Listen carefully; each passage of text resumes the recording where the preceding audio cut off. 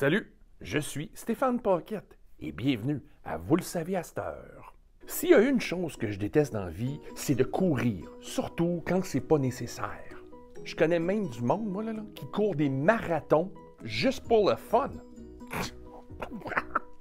Eh bien, parlant de marathon, dans cette capsule, je vous présente un coureur. Mais pas n'importe quel coureur, non. Un coureur que l'athlète anglais et détenteur de plusieurs records du monde, Alfred Shrubb, a déclaré comme étant l'un des plus grands, sinon le plus grand marathonien de tous les temps.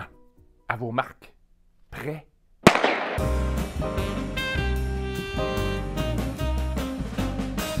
All right. Au début du 20e siècle, il n'y avait pas un autre sport qui captivait le monde comme la course de fond. Puis aucun coureur n'a conquis le cœur des Canadiens comme Tom Longboat. Né le 4 juillet 1886 à Ohsweken, en Ontario, Thomas Charles Longboat, dont le nom Haudenosaunee est Gagwege, est un coureur Onondaga provenant de la réserve des Six Nations sur la rivière Grande. Tom Longboat grandit dans une famille pauvre vivant sur une petite ferme. Son père est décédé alors qu'il avait malheureusement seulement 3 ans.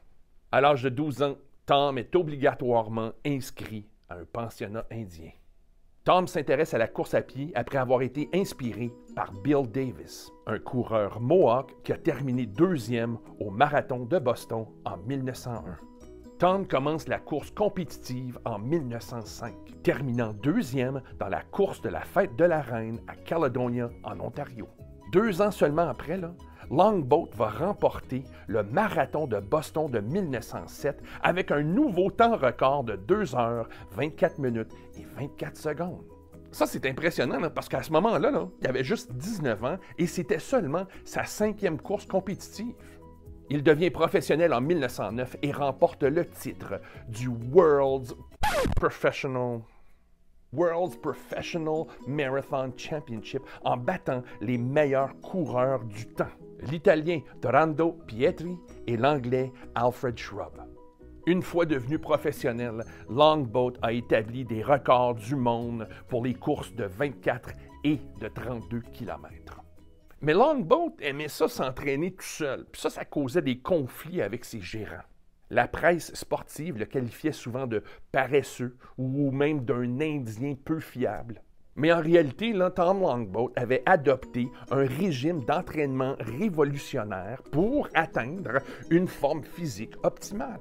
Il alternait son régime entre des jours d'entraînement difficiles avec des exercices légers et des jours de repos. C'était pas la norme de s'entraîner comme ça dans les années 1900. Mais la méthode de Longboat était des années en avance sur son temps. By the way, ce genre d'entraînement-là, c'est normal aujourd'hui. Anyways, tanné des conflits, Longboat rachète son contrat en 1911. En 1912, il établit un record chez les professionnels franchissant la distance de 15 000, ça c'est 24 km, en 1 heure, 18 minutes et 10 secondes. Ça, c'est 7 minutes de plus rapide que son record amateur. Hey, 7 minutes dans une course, c'est une éternité. En février 1916, Tom Longboat s'enrôle dans les Forces armées canadiennes à titre de coureur d'expédition. En plus de livrer des messages et des ordres d'une unité à l'autre, il continue la course professionnelle, remportant de nombreuses épreuves sportives interbataillons. Pendant la guerre, Tom Longboat est blessé 2 fois et même déclaré mort à 2 reprises. Mais il survit à la guerre et retourne au Canada en 1919. Il s'installe à Toronto où il travaille jusqu'en 1944. Ensuite, il se retire dans la réserve des Six Nations. Le 9 janvier 1949, Tom Longboat meurt d'une pneumonie à l'âge de 62 ans. Et maintenant, permettez-moi de vous énumérer quelques-unes de ses distinctions. En 1951, le prix Tom Longboat est créé en son honneur. Longboat est intronisé au Panthéon des sports canadiens en 1955 et au Panthéon des sports de l'Ontario en 1996. En 1976, Tom Longboat est désigné personnage historique national. Regarde, j'ai aucune idée de ce que ça veut dire, mais ça sonne important. Un timbre de 46 cents honorant Tom Longboat est émis par Post Canada le 17 février 2000. En 2008, la loi 120 proclame le 4 juin de chaque année comme la journée Tom Longboat en Ontario.